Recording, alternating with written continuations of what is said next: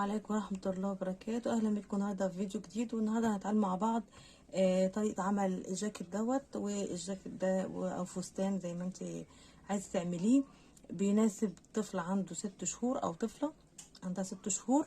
هناخد مع بعض دلوقتي ونعرف المقاسات مع بعض، تتابعوا معايا. اول حاجه احنا بنشتغل جزء السلاسل. الجزء الاولاني من الشغل بتاعنا بيبقى على مرحلتين، اللي مرحله السلسله ومرحله عمود بلفه اللي احنا بنعملها هنا، وبعدين بننزل ب5 ادوار في الجزء بتاع الصدر دوت، 5 ادوار في 5 تاني علشان نعمل الجزء لغايه الباط بالشكل ده. تمام. وبعدين بنقفل الجزء دوت. الخيط اللي بنستخدمه هنستخدم مش خيط هيمالايا ضد الوبر بتاع البيبي. تمام. انا محتاجه 100 جرام شله 100 جرام بحوالي 340 متر. استخدمتها لطفل عنده 6 شهور. انا لو جيت وزودت هنا في الصدر اكتر من الخطوات اللي انا هقول عليها، هيدي مقاس اكبر من كده. تمام. المقاسات بتاعتنا بتاعت الفستان او الجاكيت دوت، من تحت الباط هنا 26 سنتي، من هنا لهنا 26 سنتي. من تحت الباط لغاية تحت هنا 17 سنتي. من طول الكتف هنا، من عند الكتف لغاية تحت خالص 28 سنتي الارتفاع الكامل بتاع انا ببدأ هنا وبشتغل السلاسل بتاعتي، وبعمل 65 غرزة سلسلة. ودي الحاجة الوحيدة اللي احنا بنحسبها. بعد كده الموضوع يبقى سهل ومفيهوش اي حسابات تانية من غير تقسيمات ولا حاجة. 65 غرزة سلسلة بيعملوا بالظبط 29 سنتي. تمام. زائد 3 سلاسل اللي هنعملهم عشان العمود بتاعنا بيلف. هنعمل 65 ونرجع لكم. انا دلوقتي عملت 65، هبدأ اعمل العواميد بتاعتي. فبطلع 3 2 3، وبدخل هنا في اخر واحدة في 65 وبعمل عمود بلف. وهفضل اعمل عواميد كده في كل غرزة معايا اهي، اعمل عمود بلف في على كل الغرز، اعمل عمود بلفة بالشكل ده. دي تاني خطوة. الخطوة الاولانية السلاسل، والخطوة التانية العواميد بتاعتي.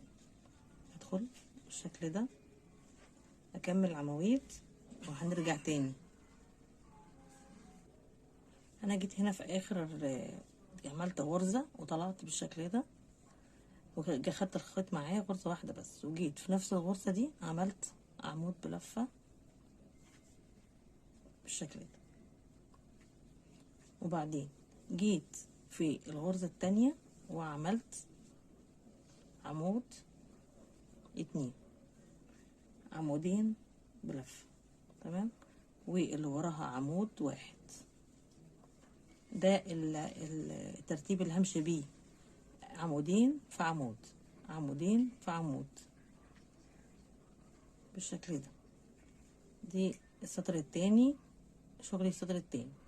2 عمود في 2 عمود في 2 عمود في هنا 2. تمام.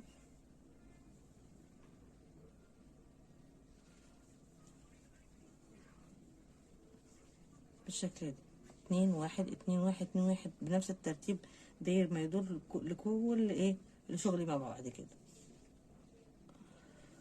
هنا انا وصلت للاخر، وهدخل في الغرزة الاخرانية دي اهي بتاعت العمود بالشكل ده، وهعمل اخر حاجة العمود بلفة بالشكل ده. اجي اطلع غرزة واحدة بس والف الشغل بتاعي، واجي في الغرزة بتاعت العمود اهي وبعمل عمود بلفة تاني. تمام بالشكل ده اهو.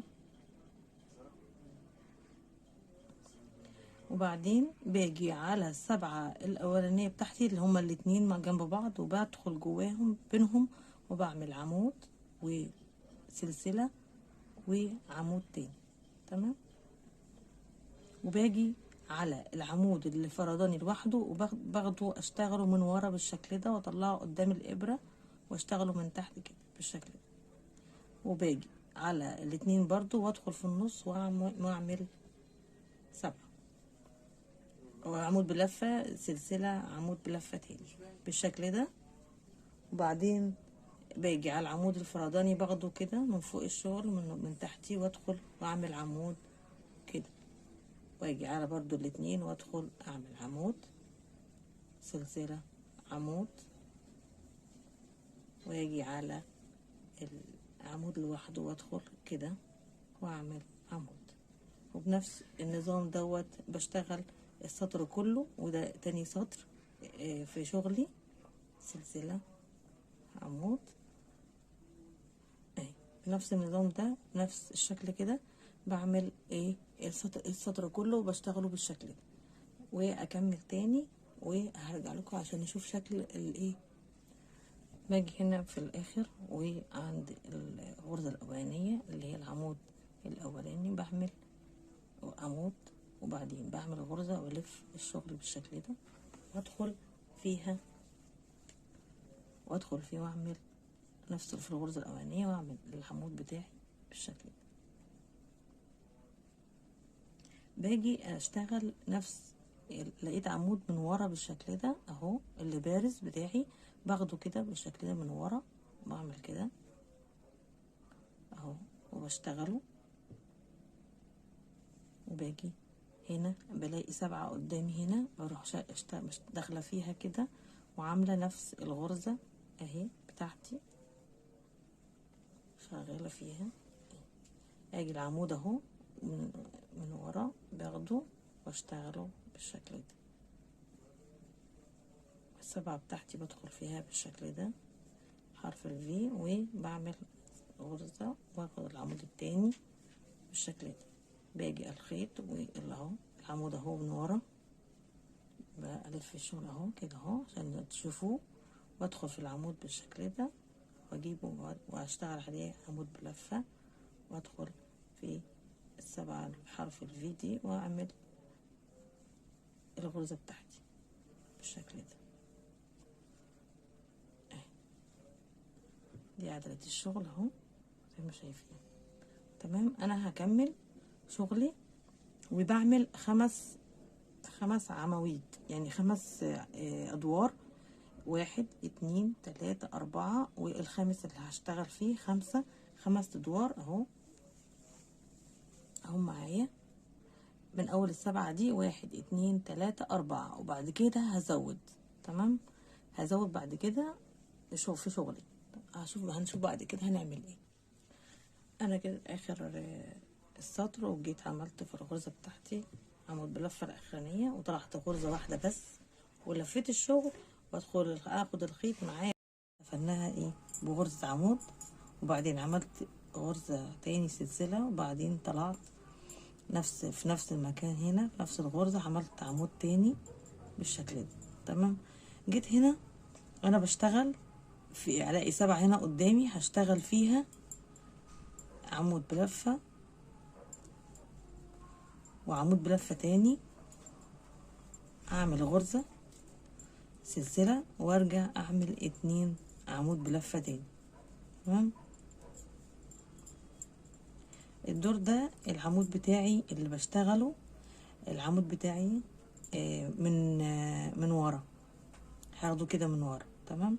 فباخده برضو عادي ما بيفرقش معايا حاجة عادي باخده وبعدين بشتغل في ال7 التانية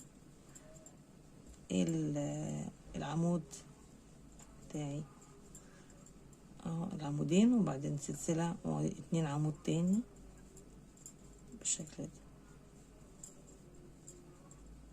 تمام. ادي الغرزة بتاعتي اللي هشتغل عليها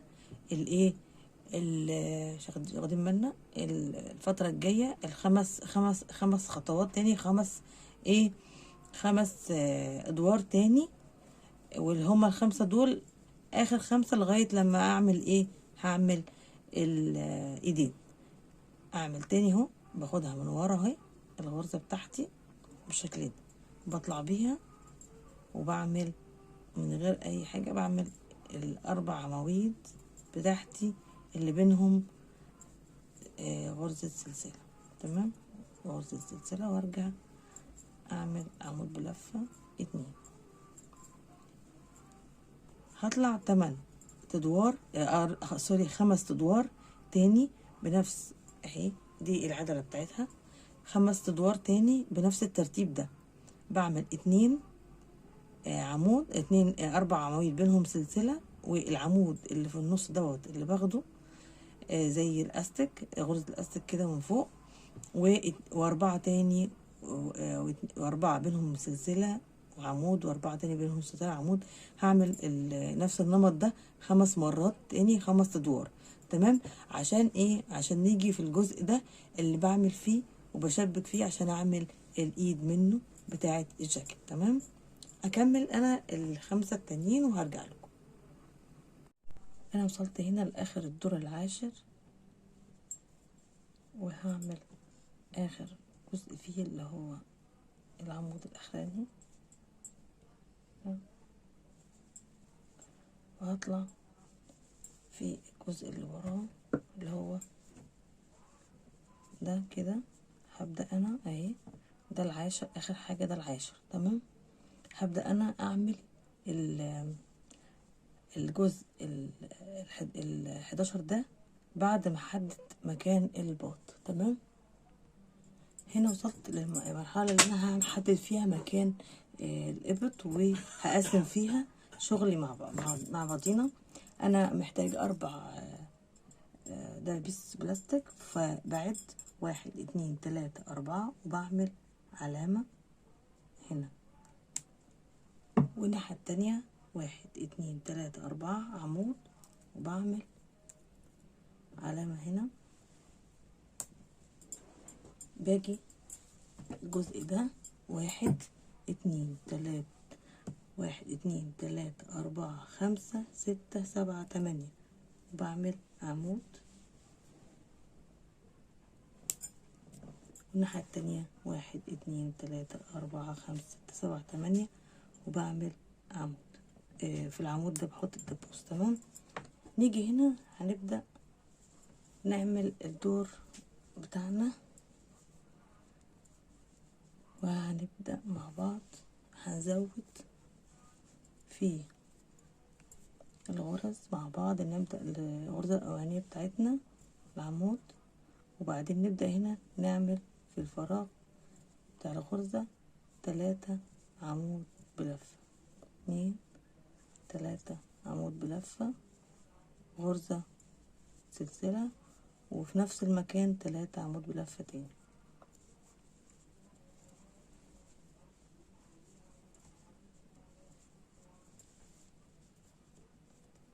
نعمل الغرزة بتاعتنا بتاعت العمود دوت، ونيجي هنا برضو نفس الفراغ نعمل 3 عمود بلفة بالشكل ده، وبعدين غرزة سلسلة و3 في نفس المكان، 3 عمود بلفة تاني.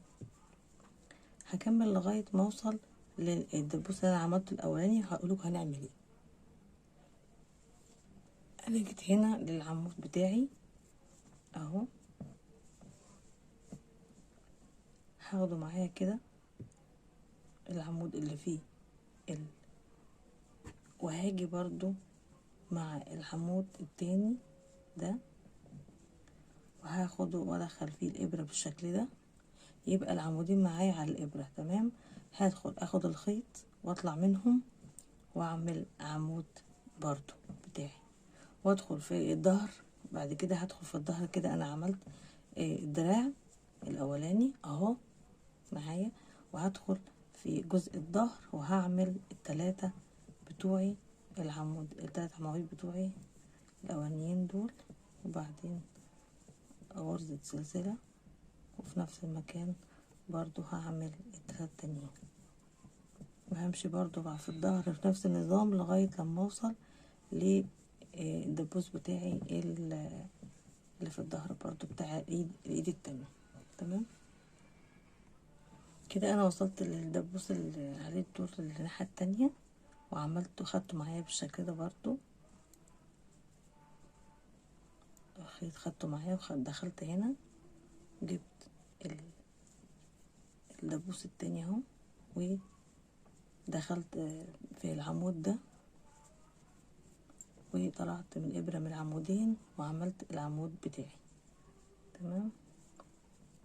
ودخلت في جزء الصدر ده الناحية التانية وعملت 3 بتوعي اهم، وسلسلة و3 تانيين في نفس المكان برضو، نفس الغرزة بتاعتي همشي بيها لغاية اخر السطر اهي كده،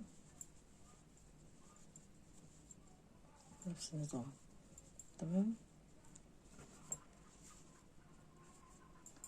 انا كده قسمت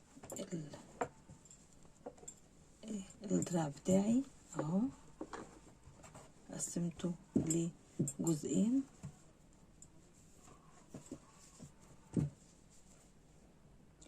انا كده عملت التقسيمه بتاعه صدر الجاكيت بتاعي بالشكل ده. انا بعد كده هبدا اعمل الجزء دوت من الجاكيت اللي هو من تحت الباط. تمام. قفلت انا دلوقتي الباط خلاص كده اتقفل، وعملت الايدين اهي بالشكل ده في العمود بتاعها، ومن الناحيه التانية نفس الحكايه اهي عملتها. هبدا اعمل انا من الجزء اللي هو دوت اللي تحت الباط ده، هبدا اشتغل في الجزء ده. انا اخر حاجه اشتغلتها في الكم 3 عمود بلفه اهو، وسلسله 3 عمود بلفه، ده اللي هنزل بيه الصدر بقى، وتحت الصدر وايه، وطول الجاكيت معايا هيبقى بالتزايد دوت. يعني زي ما احنا شايفين انا بعمل تلاتات 5 مرات تلاتات. تمام. وببدأ ازود بعد 5 تاني 4. وبعد كده تقريبا انا كده خلصت الجاكيت، وبعمل الطول اللي انا عايزاه، وبكمل وبوريكم ان هكمل بعد كده الجاكيت وهوريهولكم باذن الله. هبدأ انا اشتغل نفس النظام اللي انا بشتغل بيه وهنزل بيه. انا هنا بعد ما وصلت للمرحله بتاعت قفل الايد بالشكل ده هنا اهي، عملت 5 ادوار او 6 زي ما انت عايزه، بنفس الترتيب بتاعي، ان انا بعمل 3 هنا بينهم سلسله، وبعمل 3 تانيين.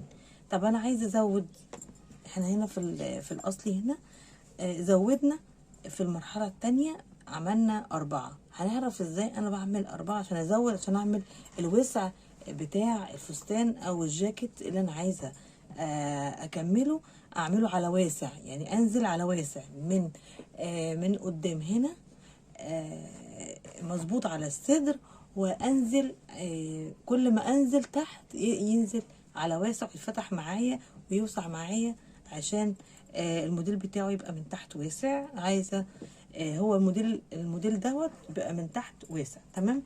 انا هبدا اعمل لكم دلوقتي الدور اللي عليه الدور، واعرفكم ازاي الزياده هنعملها. تمام.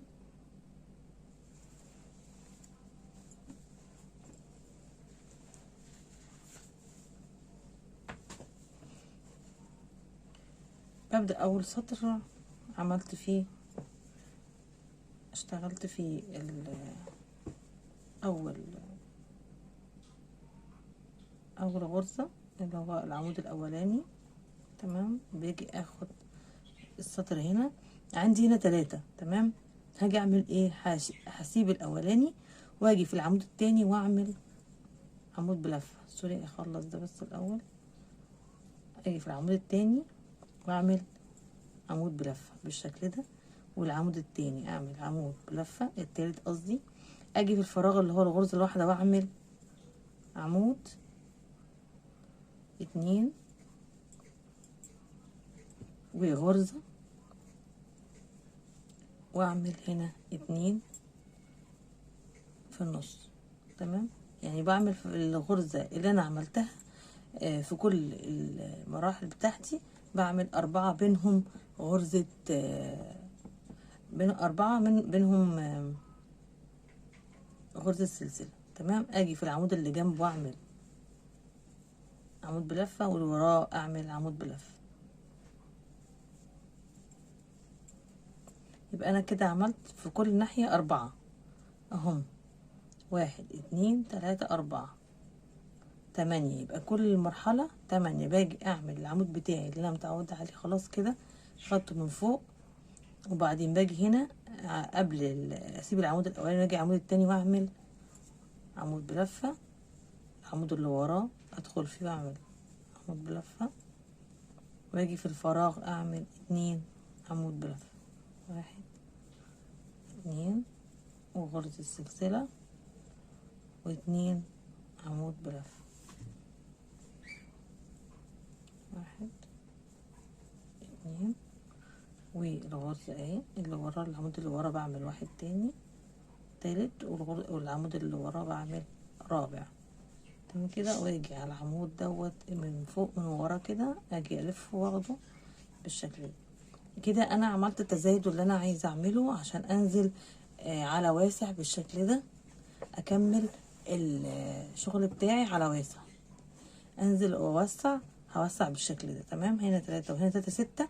الدور دوت بعد 6 7 ادوار زي ما انت عايزه، الطول اللي انت عايزاه بتحديه بنفسك، وبتعملي الزياده برضو الطول اللي انت عايزاه بتحديه.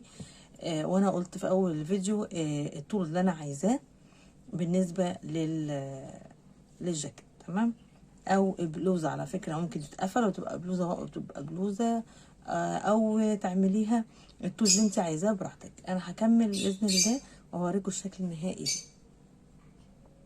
انا كده خلصت تقريبا الجاكيت بتاعي، وهبدا اشتغل اهو، والطول المناسب اللي انا عايزاه بكمل.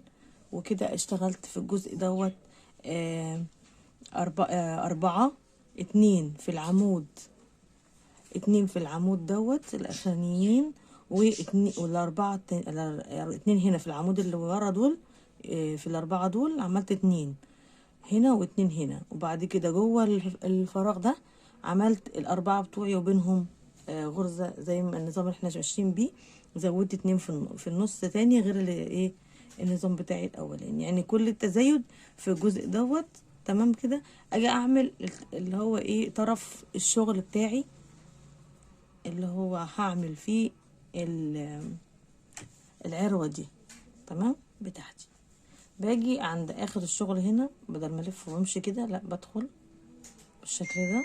عملت غرزة، وباجي ادخل في الفراغ ده وبعمل غرزة حشو، واجي اعمل واحدة تانية نفس النظام كده، وامشي على طول هنا في الجزء دوت واعمل غرزة حشو بالشكل ده، واجي هنا اعمل واحدة وادي التانية، واجي هنا في الجزء دوت واعمل واحدة تانية بالشكل ده. هاجي في الفراغ هنا واعمل 2 بالشكل ده، واجي في الجزء ده واعمل واحدة، وفي الفراغ بعمل 2 كده على طول دوت. تمام، على طول ده لغاية الجزء اللي هو ايه اللي انا ببدأ الخمسة عشر الأولانيين دول، العشر أدوار الأولانيين ببدأ أعمل الزراير. لو عايزة أعمل العراوي، لو عايزة أعمل عراوي من أول للآخر بعملها، بس أنا هنا هعملها في الجزء اللي في النص الفوقاني اللي هو العشر أدوار الفوقانية هبدأ أعمل فيه. ما وصل لها إن شاء الله هوريكم.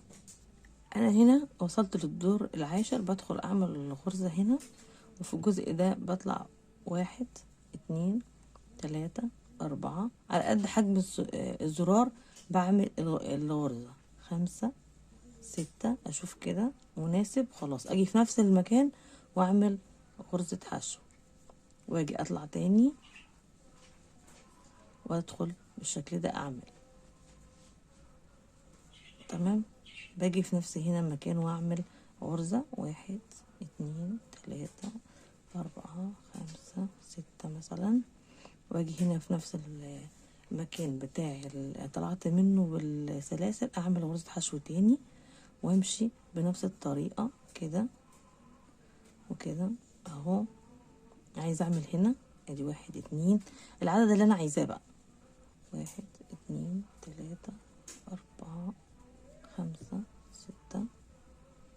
لو عايزة اعملهم 3 اعملهم 3 2 2، اي عدد انت عايزاه، يعني 2 زرار 3 زرار اهي بالشكل ده، والحجم اللي انا عايزاه.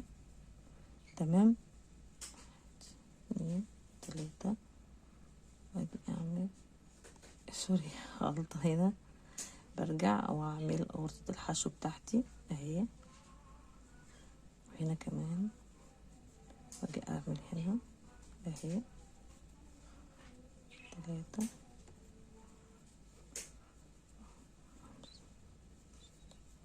تمام.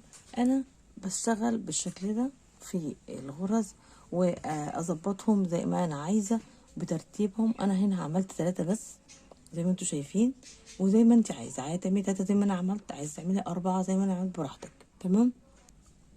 انا هنا وصلت لاخر الركنه بتاعتي في الاول شغلي، وباجي اعمل في الغرزه دي اهي، اعمل غرزه حشو واعمل غرزه حشو تاني، بس قبل ما اعمل غرزه حشو تاني هطلع 5 1 2 3 4 5 عشان اعمل العروه بتاعتي، واجي اعمل غرزه حشو في نفس المكان، واجي اروح ماشيه بالعرض تاني عند الرقبه كده في الغرزه دي اهي، واروح واخده غرزه حشو بالشكل ده، وامشي بقى ايه في الغرز بتاعتي بتاعت العواميد اهي، واعمل غرزة حشو عشان اوصل ايه للجزء التاني، الركن التاني من ايه من الجاكيت اللي هو ده. تمام. بمشي بخطوات متساوية في الغرز، كل غرزة عندي هنا بدخل فيها اهي واعمل سوري كاميرا، اعمل غرزة حشو بالشكل ده، بعمل غرزة حشو في الاجزاء دي اللي هي ايه حوالين الرقبة العواميد الاولانية. تمام. وانا عملت هنا العروة بتاعتي، واجي اعمل غرزة الحشو بالشكل ده، امشي بيها لغاية لما اوصل الناحية التانية اهي بالشكل ده، هتبقى معايا همشي بيها على طول الرقبة لغاية لما اوصل للمنطقة الحتة ديت الناحية التانية. تمام. انا جيت اهي في الركن التاني من الجاكيت، وهعمل غرزة الحشو بتاعتي اللي قبل الاخيرة كده، وهاجي في الغرزة اللي في الركن اللي هي الأخيرة دي، هدخل في الخيط بالشكل ده اهي، وهعمل واحدة تانية عشان ألف في نفس المكان، هعمل واحدة. تمام. اجي هنا في الفراغ ده العمود ده هنا هعمل 2 غرزة حشو بالشكل ده، واجي في الغرزة هنا اعمل واحدة، واجي في العمود التاني اعمل غرزة، وفي الغرزة اللي هي غرزة الحشو دي اعمل غرزة تاني موجودة هنا قصدي، والغرزة دي اهي واحدة. اجي هنا في العمود ده اعمل 2 كده، وفي المكان هنا اهو اعمل غرزة واحدة، بعدين غرزتين بالشكل ده اهي، وبعدين في الجزء ده واحدة، وهكذا لغاية لما اوصل لاخر الايه الجاكيت، واقطع الخيط بعد كده. خلاص يبقى كده خلصت الجاكيت. انا كده خلصت الجاكيت وعملته واطوال اللي انا عايزاها بالظبط زي ما انا عايزه. ممكن اطول على فكره الطول اللي انا عايزاه، اطوله براحتي. الطول دوت متروك ليكي، لو انت عايزه تحبي تكبري اكتر من كده تطوليه، قصدي اكتر من كده تطوليه. بس ال65 مناسبة لسن 6 شهور، 65 غرزة السلسلة مناسبة 6 شهور. لو الصدر هنا معاكي طلع واسع شوية، على فكرة ممكن تعملي اختصار للغرز، وانا قبل كده عملته في فيديوهات تانية. تجمعي الغرزتين مع بعض وتطلعي بغرزة واحدة لو عايزة تضايقي. لو غرزة الحشو برضو ممكن تقفل معاكي شوية، قبة الحوض دوت حردة الحوض ممكن تظبطيها. اللي عايز كمان يشتغل بنفس النظام دوت ويطلع من هنا ويدخل يجي يعمل الشغل بتاعي من هنا، يطلع يعمل الثلاثة دول. احنا وقفنا هنا عند 3 ويكمل ويعمل الكم. تمام، مفيش مشكلة، يكمل على النظام اللي احنا ماشيين عليه وهيبقى بكم برضو. ان شاء الله تكونوا استمتعتوا معايا بالفيديو النهارده وبالجاكيت بتاعنا، وان شاء الله هجيب لكم فيديوهات تانية بنفس مقاسات مختلفة تاني واطوال، وان شاء الله واظبط لكم جاكيتات بكل الاعمار. ان شاء الله تكونوا استمتعتوا معايا. اللقاء ما ننساش مع بعض اللايك معانا، واللي ما اشتركش معانا يشترك لخطوة اخرى ان شاء الله.